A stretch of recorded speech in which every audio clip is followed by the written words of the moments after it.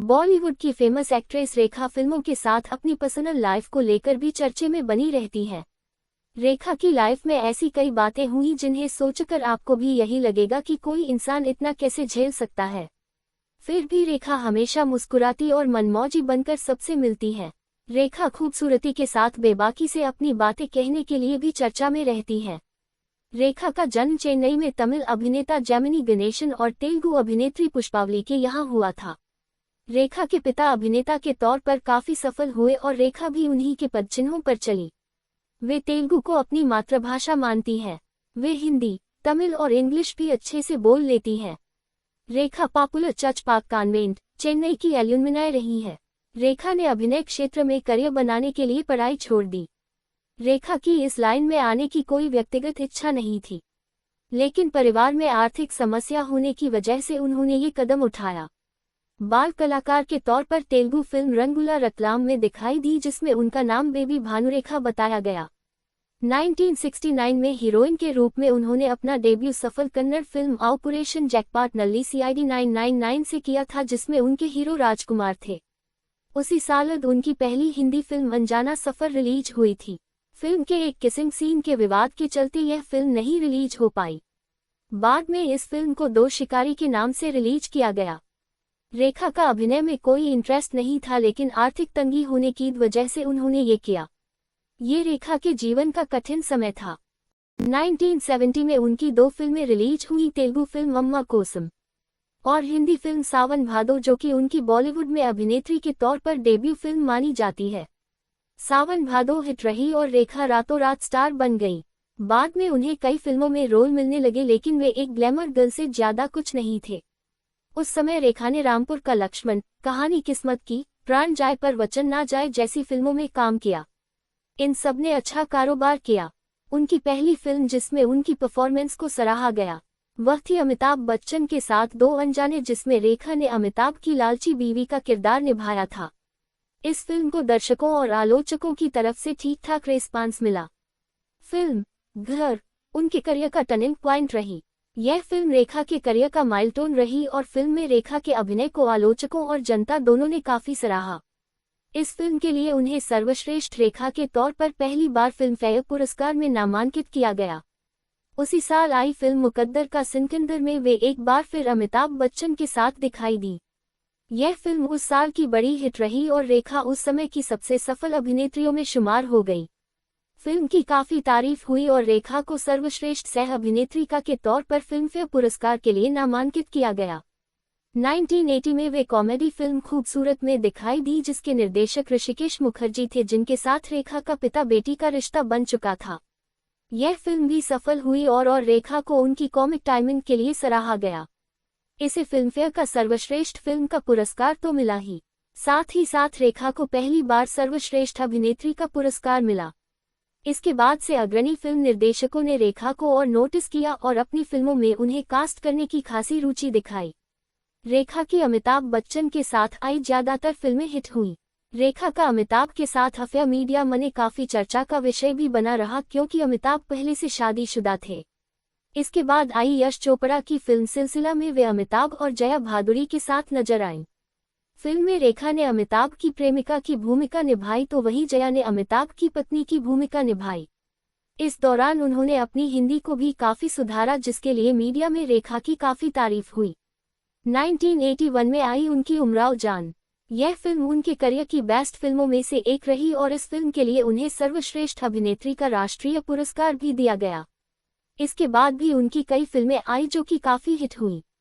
1990 के दौरान रेखा की सफलता में गिरावट हुई।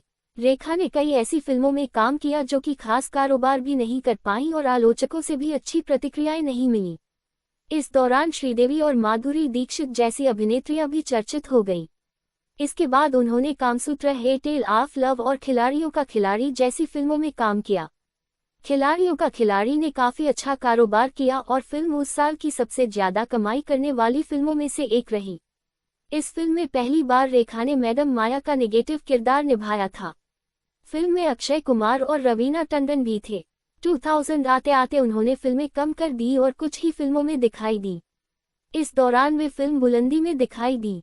2001 में वे फिल्म लज्जा में दिखाई दी।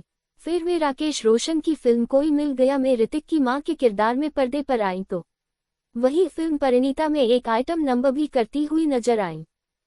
रेखा की प्रसिद्ध फिल्में सावन भादो, ऐलान, रामपुर का लक्ष्मण, धर्म, कहानी किस्मत की, नमक हराम, प्राण जाए पर वचन ना जाए, धर्मात्मा, दो अनजाने, खून पसीना, गंगा की सौगंध, घर, मुकद्दर का सिकंदर, सुहाग, मिस्टर नटवरलाल, खूबसूरत, सिलसिला, उमराव जान, निशान, अगर तुम ना होते, उत्यव, खून भरी मांग, इजाजत, बीवी हो तो ऐसी, भ्रष्टाचार, फूल बने अंगारे, खिलाड़ियों का खिलाड़ी, आस्था, बुलंदी, जुबैदा, लज्जा, दिल है तुम्हारा, कोई मिल गया, क्रिश, सदियां, सुपर नानी, शमिताभ।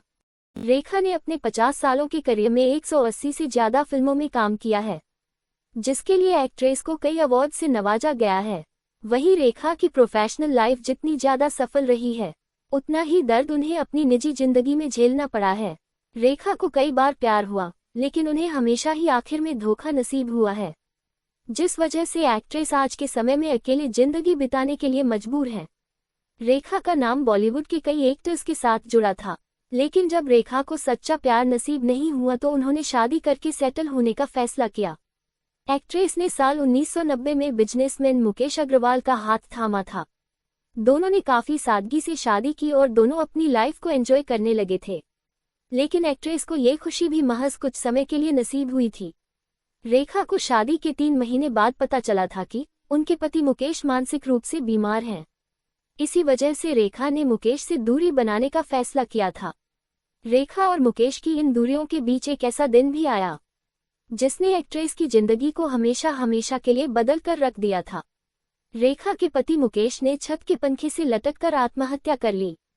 इस घटना के बाद मुकेश के परिवार ने रेखा पर बुरी पत्नी होने और मुकेश की जान लेने का आरोप लगाते हुए उन्हें दोषी ठहराया था, जिस वजह से रेखा को चौतरफा आलोचना का सामना करना पड़ा था। रेखा को आम लोग ही नहीं बल्कि बॉलीवुड इंडस्ट्री से जुड़े लोग भी वैम्प मान रहे थे।